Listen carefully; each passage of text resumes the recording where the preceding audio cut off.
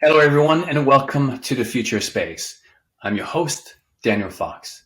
Our guest today is Christopher Stott. Chris is the founder, chair, and CEO of Lonestar Data Holdings, the lunar information technology and communication company. He's also the founder and executive chairman of ManSat, the world's largest commercial provider of satellite spectrum. Chris, welcome to the future of space. Well, Daniel, thank you very much for having me. Hello, everybody, and really looking forward to this. I'm looking forward for this space conversation with you. But before we get to your journey and what you're doing right now, Lunar Lone Star, can you share with us three words that for you capture the essence of space? Vital, inspiring, and gosh, that third one is it's needs to get done. If you could find a word in the thesaurus for me for that, it would be most appreciated. Excellent. We'll look it up in a dictionary. By the time that I push this out, I'm going to try to come up with something. Now, there's a science story of going to space. There's a technology story of going to space. But for you, what do you think is the human story of going to space? While it's as a species, short-lived in this world of ours, in comparison to all that's gone before us. While it's the ultimate definition of whether we survive or not, it's our choice to survive. It's our choice to have a better future or not. As Larry Niven said and says, the dinosaurs became extinct because they didn't have a space program. It really is our destiny. Space holds the key and the answer to everything we need as a species, every problem we are facing right now. And by the way, one of the greatest problems we are facing is a sincere, I would suggest, lack of destiny, basically. We've just come through the Cold War. We're heading into the second very disturbing Cold War. We've got climate change ahead of us, which we will solve. Of course we will. And it's that shared goal, that shared idea of a positive future that you find coming out of science fiction. So when you want to look at what is in this for humanity, we can talk about the science, and we will, and we'll talk about the tech, and we will. We'll talk about the access to new resources and energy, which is absolutely vital for us as a species. But we'll also talk about that sense of purpose, of a purpose-driven life, of a massive transformational purpose, not just for individuals, but for us as a society and as a species. Space gives us that. Do you think that tension, those challenges that are presented to us, is a necessary ingredient to push the boundaries? If we didn't have that stress imposed on us, do you think that we would kind of be settled or content with just staying where we are? In fact, nature, do you think that nature has created that foundation of evolution by always making sure that the species are trying to figure out how to evolve and adapt rather than kind of the status quo? What do you think? Absolutely. It's built in us. We are competitive beings by our very nature. Notice it's called the human race, not the humans sit down and watch everyone else do things. It's the human race, as in a race, not just as in a people, but we're incredibly competitive. Everything we do in our lives is competitive. We're driven by this evolutionary imperative to find better things and to find, better food, better water, a better place to live. And everything we've done competitively, sadly, every conflict we've ever had in human history is based on competition over raw materials or land, whether it's from Lebensraum or the word river and the word rival having the same derivation. We compete with each other. Sometimes we compete with nature. But I still think, it's, you can't really look up into the sky. Our Lord put those stars up there and that moon there for a reason.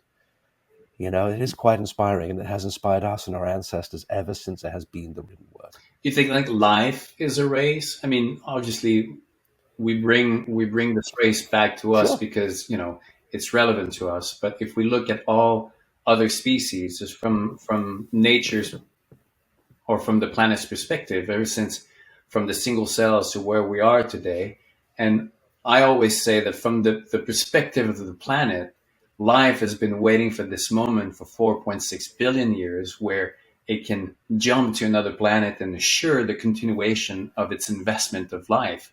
Because obviously, why would you invest so much to be limited to this one, one little planet in the scale of the universe? It wants to connect on a universal level in the same way that it's been connecting and evolving on Earth.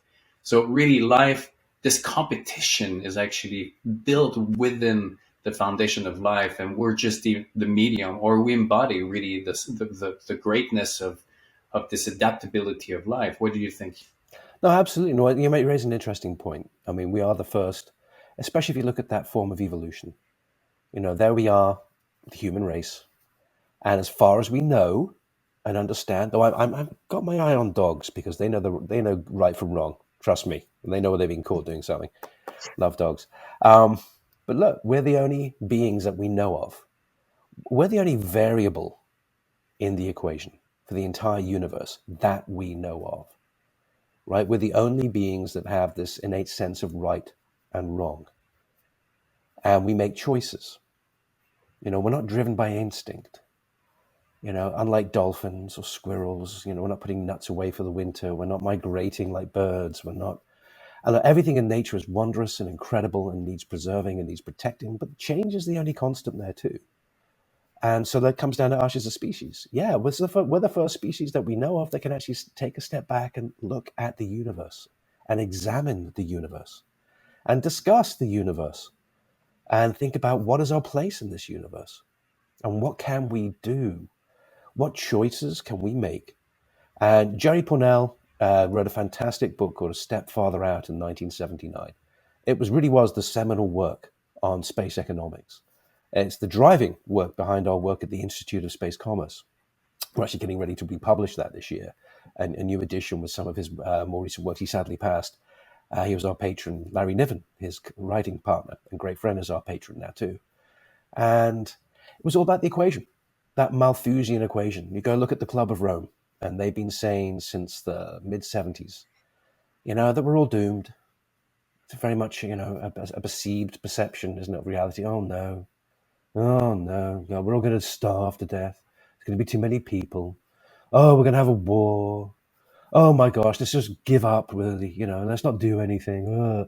Oh my gosh, slap, slap, slap. No, we are made of stardust. Holy crap, look at the universe. My goodness, get a grip, people.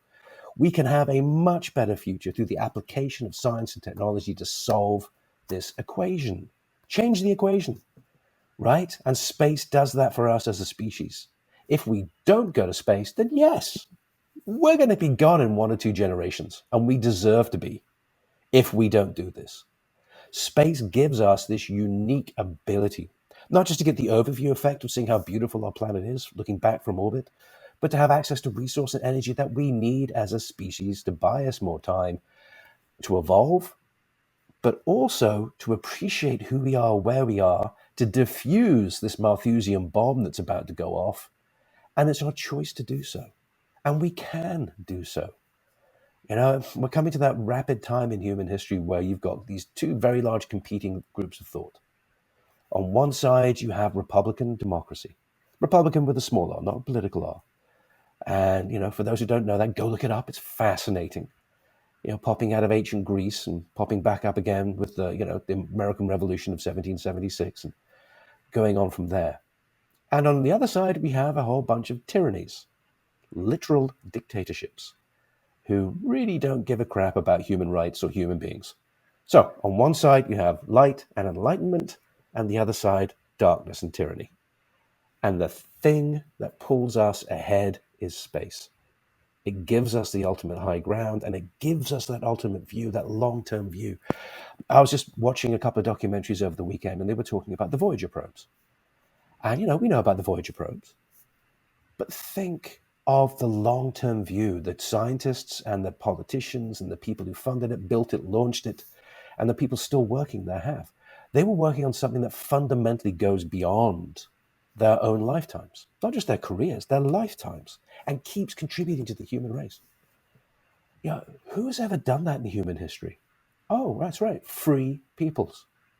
And that's where we are too with space. So that it's competitive, yes. We're unique. Alan Bean used to give this fantastic talk. Alan Bean, Apollo 12 moonwalker, flew on Skylab, an amazing artist. He gave this great talk where he talked about the universe being a clock, that you could, fast forward, pause it, fast forward it, reverse it, see the position of the planets and where they are and the stars and where they are, and it tells you the time of the entire universe. And that in all of that, the only variable that we know of is us as human beings. The only variable. And that really starts to get you thinking about our place in the universe and what we can achieve if we wish to do so. Sorry, I can go on for hours on this stuff, Daniel. No, absolutely not. Like, I get goosebumps because it's exactly the same language. I mean, we're the only species who've been able to take nature, the randomness and the chaos of nature, and go beyond it, right? Nature has given us two legs. Well, no one really travels the world in two legs anymore. Nature didn't give us the clothes, but we've come up with clothes, and obviously at the benefit for our own benefit. Nature didn't give us a roof over our heads. We've built those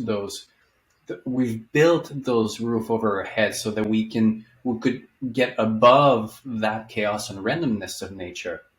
We used to be, nomads and being forced to move with the change, moving with the seasons, moving with the food, and always kind of adapting to that change until the point where we start to become settlers and build a certain stability. You need that stability so that you can build on top of it.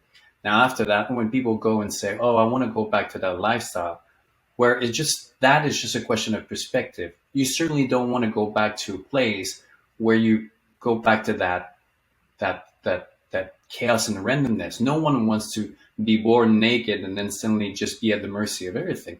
You want to be building on top of that. And we would not be going to space had we not been able to step up.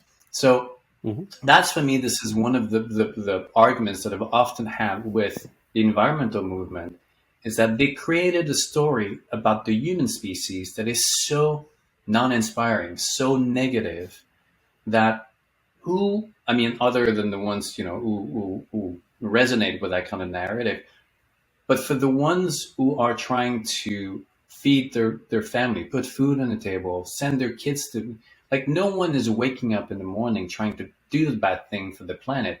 Everybody's trying to do the right thing, but we have all our priorities.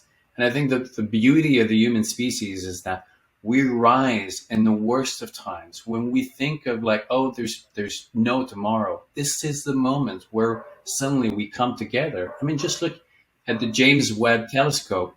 How many countries came together for this vision of a telescope going in orbit into this place that we've never been to?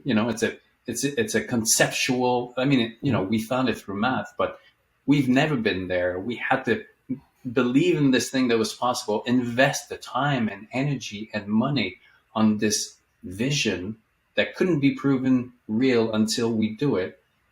And now it's there. It's everything worked out exactly perfectly.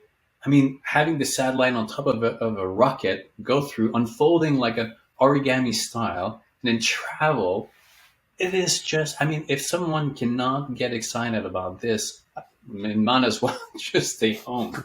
So, totally agree. I mean, I think, you could go on, I could go on, we could go on about how I think that we're in love with the human story. It's a messy story, but there's a beauty to it. And I think that we need to remind ourselves that, right? Oh, absolutely. Well, we're living in a golden age. We're living in the middle of the second renaissance, this digital renaissance. And there's a bunch of economic shockwaves coming through, just like there was on the first renaissance with the printing press. Now we have a digital printing press. And we're feeling that. Okay, it's in our economies right now, and we're coming off a global pandemic. Sadly, not the last one. And we now have a war in Europe again, created by tyranny. And so it's the more things change, the more they stay the same. But from chaos comes opportunity. And those new technologies, those phoenix rising from the ashes, are here with us right now.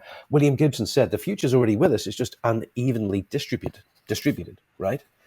And it's here right now. And space is part of that. I mean, if we, it's one of those things in hindsight, we would look back and say, oh my gosh, years from now, well, of course, everything was going to be fine because it was all there. And it's like, no, we're still working really hard to do this. I mean, we've only had a space industry since the 1950s, since arguably 54, 57, right, coming out of World War II. And so we're talking, 60 years, 60-something years-ish, 65 years? That's really not that long. And yet we're all so impatient. And that's one of the things I love about us as a species, because spaceflight is the first time you could say quite accurately that life imitates art. Arthur C. Clarke said that the spaceflight was the most written about event in human history before it happened. Right? And we're all so eager to get this done because we know of the promise. We know what we can achieve for our fellow humans. And we're at that point of, I hope we're at that point of realizing, look, there's so much we can do here. So much is changing. It's changing around us. So many, like you said, about the James Webb, so few people sadly know about that. We know about it because we're interested in it, but there's so many things happening at such an increasingly fast pace. There's so much technological change going on. And the benefits of that are coming down to us in so many different ways that people just aren't aware. And they should be happy. And you're right. Environmentalism came out of it. A lot of it came out of that 1968 image of the Earth from the moon, as the Apollo astronauts said that we went to the moon to discover the Earth, or as Nicole says in her book, right, Back to Earth. As Nikki said, for too long we've been passengers. We now have to start thinking about being crew, and realizing that we're on a spaceship. It's just traveling at 1,000 miles, spinning at 1,000 miles an hour, traveling around the sun, and the sun traveling around its part of the Milky Way. And we need to maybe start taking a lot better care of it. But for the first time, if you can't measure it, you can't change it. And so there we are now with remote sensing satellites, synthetic aperture radar satellites, 24-hour coverage of the planet, from GEO down to LEO and MEO. We can actually start to measure and change now. So we've given ourselves the tools to affect change. And that's one of the reasons why I know we will solve climate change. Now, if you leave it to all the doomsayers, no, we won't. But the same doomsayers have been sitting there throughout history there are a lot of very professionally negative people around the world. It's easy to say something negative. It's really hard to say something positive and then make it happen. But that's space, people. We have this incredible backstop of the human journey, of this vision of what we can achieve, written in some of the most, some of the most, what's the nicest word for this? It is, science fiction is banned in some countries still because it is seen as quite threatening to political elites, because it really, really is. I've just come off of COVID, and I'm sure I'm suffering something here because this is one word, and it's not subjective, it's subversive. Thank you. See, it takes me a second. It's subversive literature. And why? Because it shows us a better future. It pans out those very human elements of politics, economics, and technology, and lets us see the consequences. Lets us play around with the consequences, and lets us anticipate a better future. So we were talking to, I had a great position to talk to a school the other day about some spaceflight stuff. And we were out in Los Angeles, and I'm sorry we didn't get to see you. We were out doing some stuff with the X Prize, and we were chatting to some of the students that were coming through. And it was something that Peter Diamandis said at an event. And I've been fortunate. I've known Peter for over 30 years. He's an amazing gentleman, an incredible visionary. And he said something that shocked me, really shocked me. And it took me a couple of weeks to figure out what he said. And so we were at an event, and there were two actors from Star Trek there, Brent Spiner and George Takei, and there was Rod Roddenberry, the son of the founder, who's now very much working to get this keep the franchise going and do these great things. And Peter said, they said, "Oh, what do you think of Star Trek?" And Peter said, "I think that's the greatest documentary about the future I've ever seen." And I was like, "What?" And so I played it back in my mind. Peter said, "Star Trek is the greatest documentary about the future I'd ever seen." And I was like, "Oh, ha, Peter. Okay, very, very funny." That's great. Yes. But no, the more I thought about it, look, because like in martial arts, you do a lot of positive mental imaging. You are going to, you're going to make that kick. You are going to complete the kata. You're going to, you're going to punch through that wooden block, right? Positive mental image, massive transformational purpose. And the more I thought about it, the more I was like, well, wait a minute. There we are as a species. We have given ourselves an aiming point of a positive future where everyone is equal, where we've solved a lot of these climate issues, where we've solved economics, where we've solved want, poverty, need, education. And I was like, oh my gosh. And it was written by some of the very best writers in human history. And I'm like, Peter's right. He is so very right. And look, everyone watching this, think that I am crazy. Go check this out for yourselves. Go sit and meditate on this. What future do you want for the human race? A Blade Runner future? A Terminator future? Or a Star Trek future? Really? Think it. And you think, well, who do I have to be? Who do you need to be to think about your future of your species on your planet? You don't leave this to politicians who don't have this vision. You provide them with the vision. You get involved. You get involved locally, globally, and act upon it.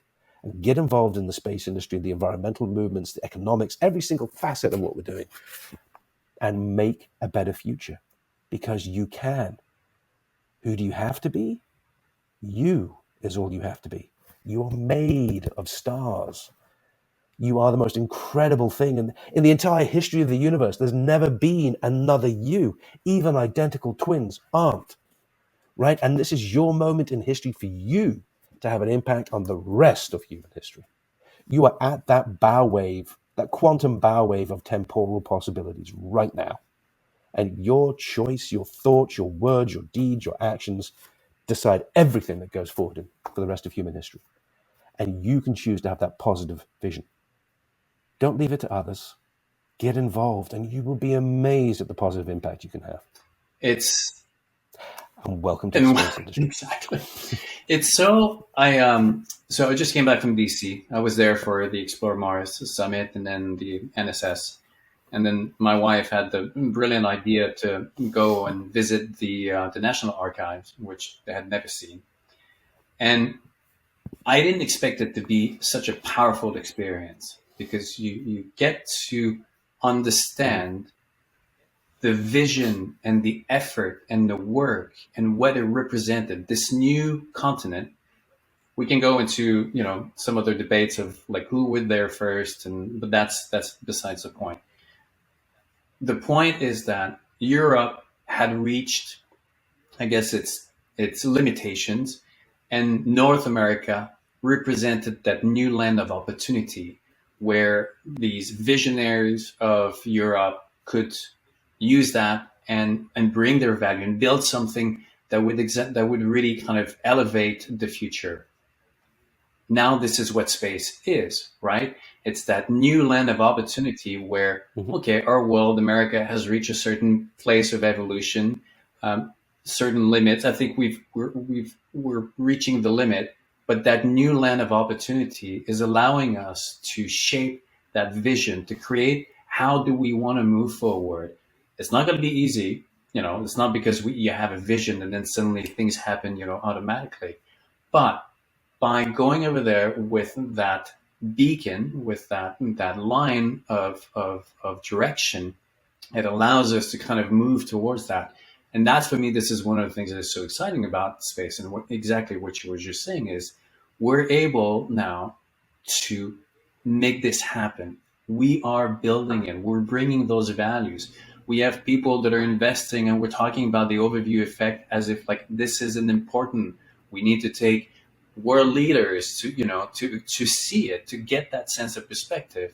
Because when you're down on the ground, it's always hard to get that physicality of that experience because it's conceptual. But once you're up there and you get to experience it and you get to see the planet in context of William Shatner really like expressing that contrast, the blackness, death and the void.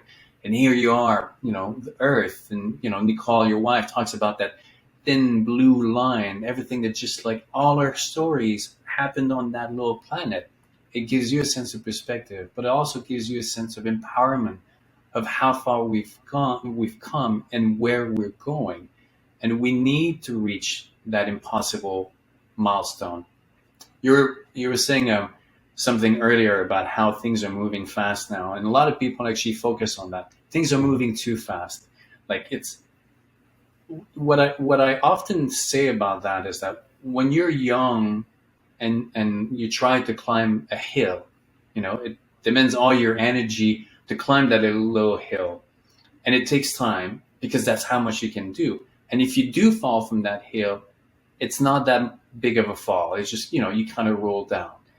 But the stronger you get, the bigger the mountain. But the bigger the mountain, also the bigger the fall. But your capacity to deal with that fall also increases at the same time of the risk. So yes, as a society, we are getting better at inventing, innovating and all this. But the capacity that we have with negotiating with that pace or with the complexity also elevates.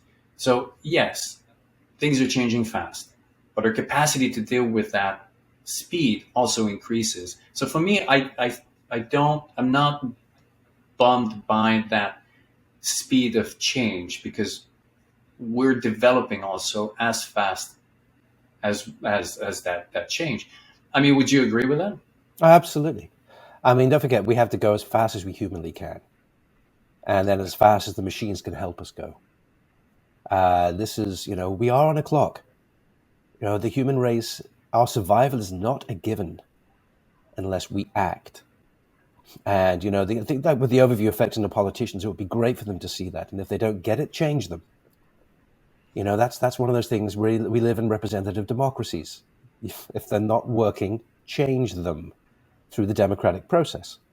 Go and see young politicians and talk to them about space and the overview effect. And just this incredible change it is bringing in the astronauts and cosmonauts and taikonauts themselves. I mean, there we are, and here we are in a terrible point in human history, yet another one. Was as Jerry Pournelle says, how do you know there's something called peace, where you measure the gaps in between wars? And yet, up on the space station, we have Americans and Russians and Europeans and Japanese living and working together. I always like to point out, don't forget that Russia and Japan never actually technically made peace after World War II.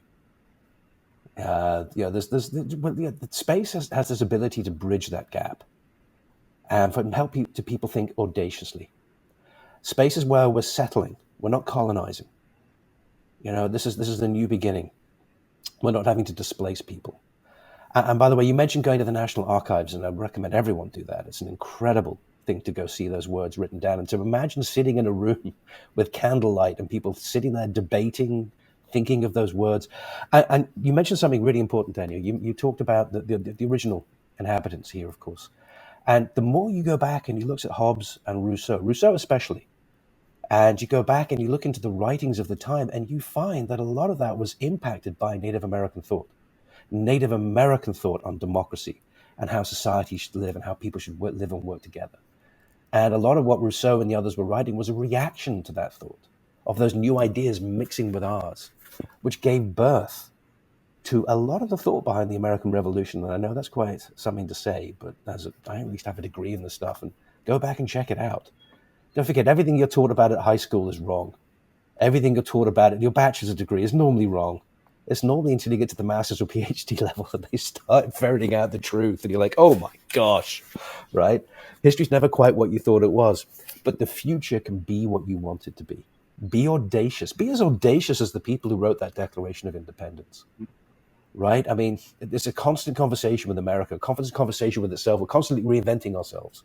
That's a normal thing for us. But space has given us something really unique. It gives us something that is more than us. It gives us the ability to positively impact every man, woman, and child today and every day going forward for the future, the foreseeable future of humanity. I mean, this is the ability to get in. Stanley Kubrick said there was a glow around people from the space industry. I got that from his daughter, and chatting with her, and she said, no, he wants to talk about this glow. And it was the fact that it's the first time he'd ever met anyone who had this incredible sense of purpose. And sometimes I think that's what the human race is lacking.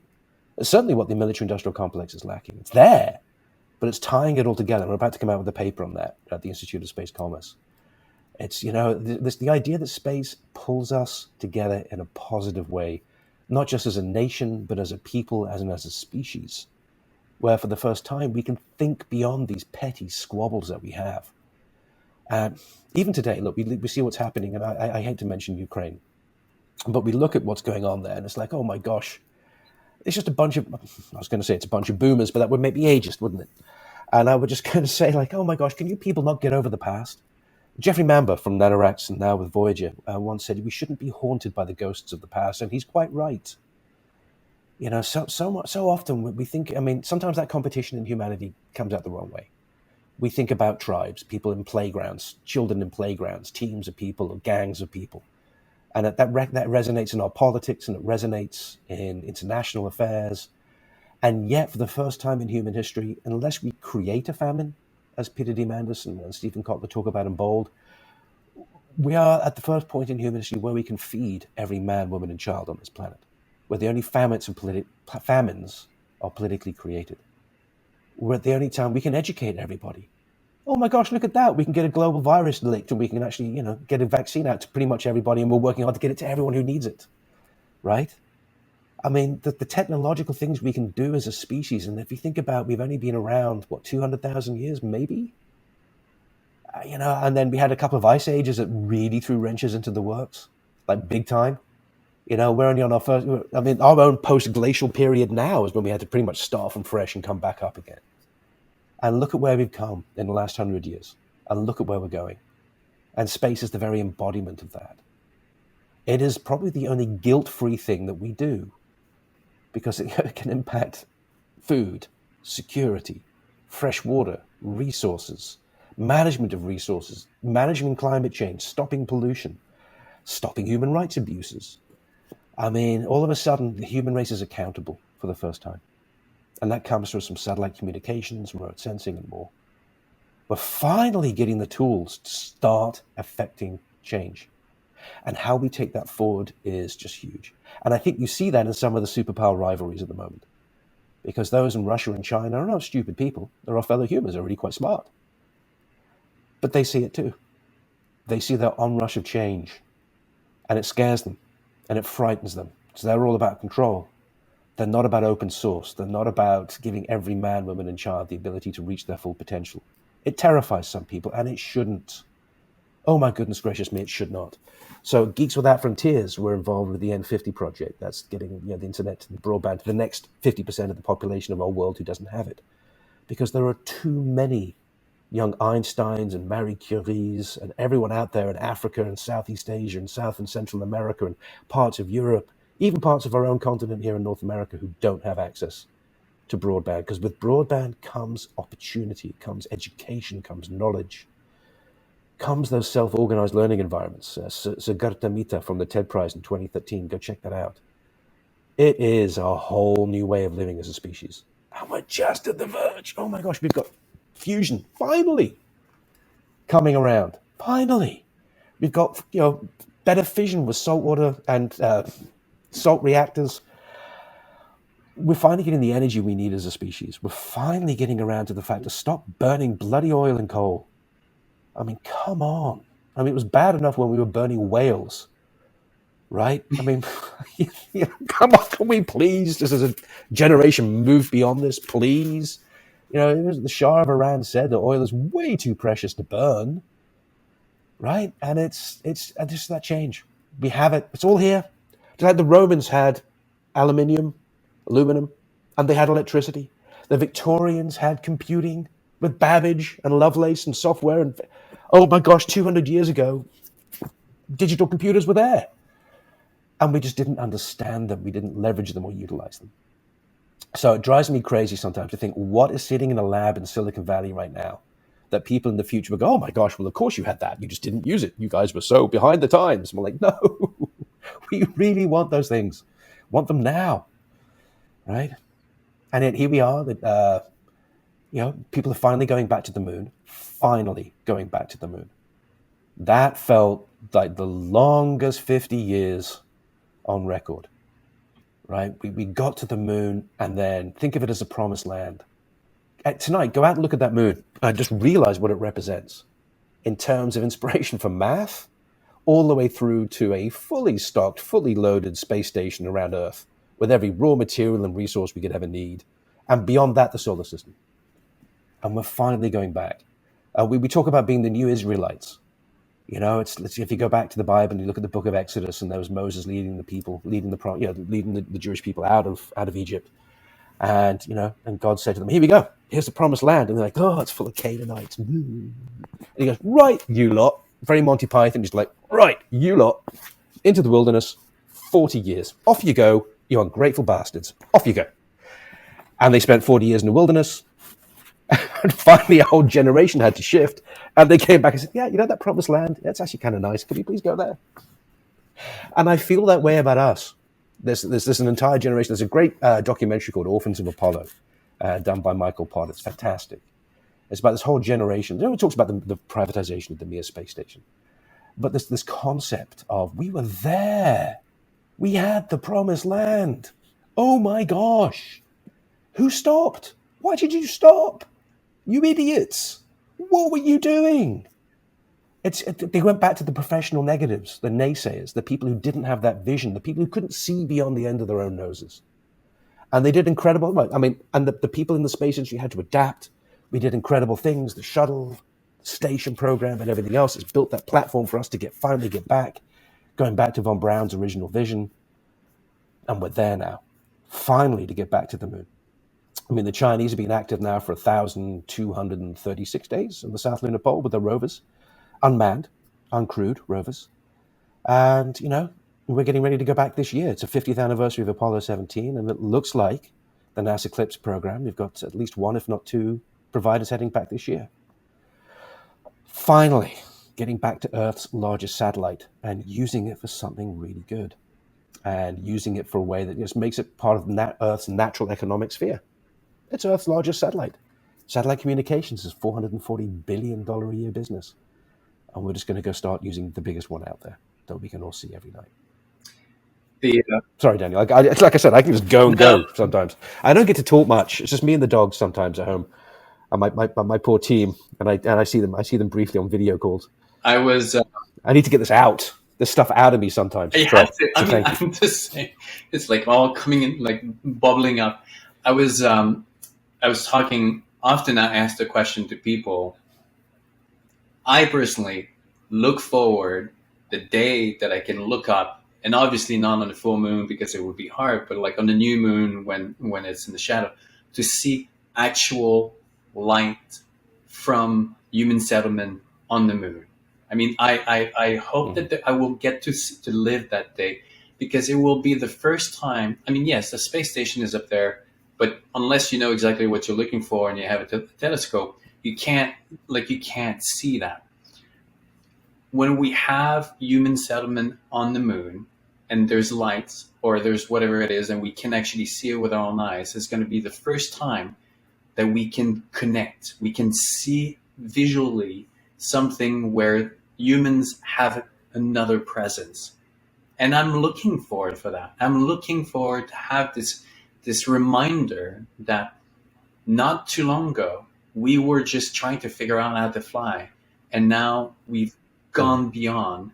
And I think, earlier you're talking about all the challenges and the tragedies that we go through. We recognize the importance of failure when it comes to entrepreneurs or innovation. The problem or the realities is that failures are also important in personal development and cultural development and societal development.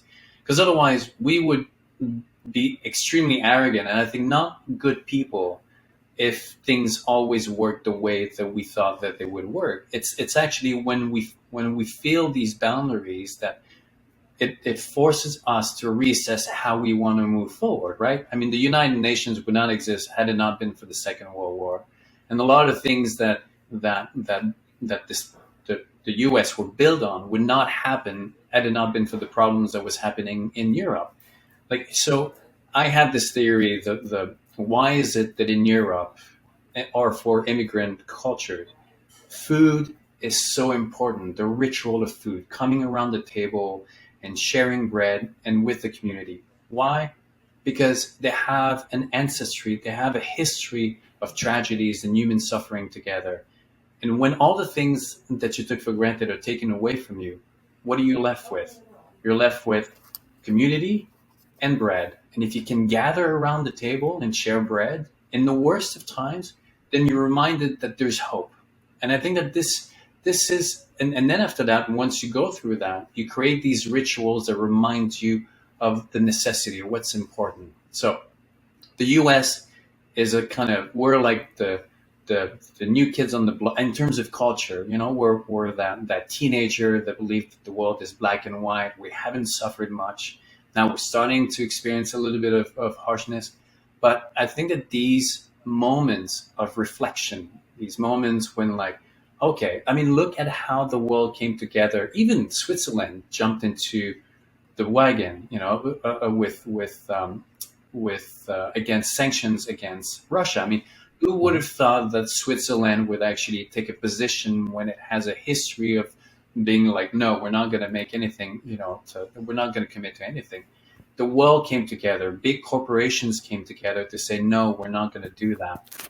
And for me, there's a beauty to that. It's messy. Life is messy. Learning is messy. We talk often about how, you know, we have the capacity to become our own butterflies, but we forget how that caterpillar becomes that butterfly. It goes through a transformation. It isolates itself and where it's going to melt and really unbecome what it was so that it can become what it wants to be. And what I often say to people is that, but don't get too excited, because even when the butterfly is out, it still faces other predators that can come and snatch that butterfly and then, you know, and make it its own meal. They're birds and all. So becoming that butterfly doesn't mean that then suddenly you don't have any trouble. It just means that now you have a capacity to fly when you were before just crawling on the ground. Now, Chris, we've been having an amazing conversation for almost 40 minutes, and we haven't even talked about what you do now. And I want you to share briefly also with Space Geek. So, like, with 5-7 minutes, what is Lone Star, and what is Space Geek? The organizations that you also co-founded. Oh, no, well, thank you very much. Well, Lone Star Data Holdings. Think of Lone Star as that, you know, that Star of David, that Star of Bethlehem, that shining star, that shining city on a hill. We want to show what American entrepreneurship can do for the rest of the world. Our goal is to put a series of data centers up on the lunar surface, leveraging Earth's largest satellite for satellite communications, but looking at a terrestrial market, secure storage, smart storage, disaster recovery as a service. That's a global $200 billion market. And as everyone else goes out to explore the moon, and please do so, it's so cool, it's very exciting to watch all that happen, we're just using the same missions and the same technology and drawing upon satellite communications and merging those cloud verticals with satellite to actually provide a service with customers, paying customers, which is wonderful, leveraging Earth's largest satellite, its stability, its distance, to provide this service down to the entire planet. Think of us like Men in Black meets Swiss bankers. Think of us as the world's first data bank, but living, breathing data. Not so much archival, smart storage as a service, disaster recovery as a service, and then as a platform for edge processing as well. So that's the ultimate edge. We're working with various customers there, doing various other tasks in compute on the edge. Because we live in a software-defined future. It's a software-defined world. And the moon, in my mind, I just see it clearly, is just linked by all these gold and silver threads of data backwards and forwards already. And that'll just grow. It is the perfect location for us to store our data just as things start to get bad before they'll get better in the biosphere, right? When as a technological society, our most important outside of our people and ourselves, our most important asset is our data, more so every day. I was just seeing something this morning. Today is the 1st of June, 2022. I was seeing something this morning where they were talking about the poor Ukrainians have faced over 14 million cyber attacks this year alone. That's nation state action, it's cyber attacks, it's fire, flash, flood, war. We lose data all the time, and that data is becoming more and more irreplaceable on a day-to-day basis. I'm not just talking like Library of Alexandria stuff, we're talking like real day-to-day operations for governments, mission-critical data, premium data. And that's what we're doing at Lonestar. Our first 2 missions are booked, we're flying with intuitive machines. Our proof of concept data center is just past critical design review, CDR. It's being built for us by SkyCorp up in Santa Clara, California. And that should hopefully be on the moon pretty much this time next year, depending on launch dates and a few other things. But yeah, so that's what we're doing at Lone Star. I've got a great team of people around me. Don't forget the number one rule in life. If you walk into a room in the space industry and you're the smartest person there, you have failed. You have fundamentally failed, right? Because the space industry is full of so many smart people. You surround yourselves with a very eclectic team. IDIC, infinite diversity, infinite combination, right? The old Roddenberry quote. That's our motto. E pluribus unum from Meniclum 1 is our motto at Lone Star. But our working ethic is IDIC, because it's surround yourself with incredible people, tell them the problem, and then delegate, make sure they have all the tools they need, and get out of their way and let them achieve it with clear, concise goals. Sometimes you got to touch a Kirk, and the other times you got to touch a Picard, and sometimes Janeway. So it's you just really, and an occasional Cisco. You've really got to loop it all in, and then yeah. And sometimes, people go, "Oh my gosh, but that's going to be so." I'm like, no. The hardest thing is to imagine, what if we don't do this? What happens to our data as a species? The first, the next tsunami, the next freeze in Texas, the next major fire in Strasbourg at a data center, the next act of war in cyber terrorism and cybercrime. What happens if we have another Library of Alexandria and we lose everything? We can't do that now. Software runs everything in our societies. It's no, right? An edge of network data centers. We're putting all these data centers where the people are down by the water's rising, right? We need someone to be able to operate outside of climate change, to fix climate change. There's so many reasons to do this. But the best thing is, Daniel, is customers. And that's who we're working with. And that is one of the greatest satisfactions in the world, is when you see a happy customer. When you've taken a pain point for someone else and relieved that pain. Tremendous. And we're building a new industry that way too. So that's Lone Star. So inspiring and exciting. And the geeks, the space geeks? Yeah, Geeks Without Frontiers. Well, they're Michael Potter. I'm just one of the co-founders, along with John Morris and Michael Potter, amazing gentleman who helped us found the Institute of Space Commerce, but also great award-winning director too, and producer, Orphans of Apollo and the University and many others. But the idea of Geeks Without Frontiers, it's to basically do the things that no one else wants to do. Sounds weird. To impact, our original goal was to positively impact the lives of 1 billion people in less than 10 years. We're past that now. And we go look at technological log jams, whether they be technical log jams. For example, we worked with the Tides Foundation, which later became Google.org, Nokia, RIM, Laptop per Child, Microsoft, Global Connect. And we put together the world's first 802.11s open source mesh network Wi-Fi protocols, IEEE certified. Say that 3 times.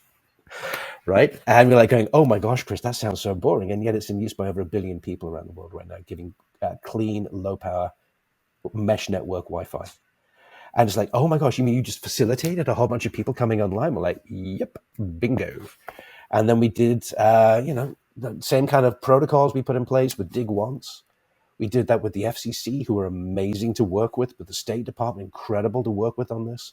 We're doing the same thing with the World Bank. We've been working at the moment, with a whole bunch of looking at the tsunami of capacity that's coming out of satellite communications and helping countries actually, through charters, open up their regulatory environments. I mean, who looks at a regulatory environment as an issue that's something that's stopping economic change? We do.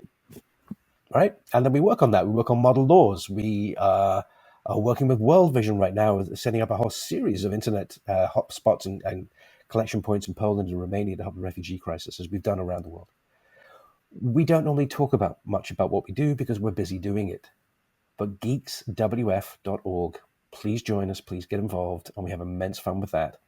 And as we do at the Institute of Space Commerce, where we just received an incredible gift from a donor of over $150,000 to actually advance our mission. And we're going to be looking for matching funds there. And that is change.space. That's our web address, change.space. Change.space. But change the equation. Help us change this Malthusian equation. Get involved. Study the economics of space. Learn about it. It's been going 60-something years now. There are a whole bunch of case studies. They're there for free. A couple of hundred papers, open source. They've been given at the National Science Foundation, at the White House, and many other places. Because people come to us and go, there's no way that'll work. And we're like, oh, watch us. Boom, works. And like, holy crap, how did you do that? We're like, bunch of smart people. Allow them to do what they're going to do. And then they just went and did it. And sometimes actions speak louder than words.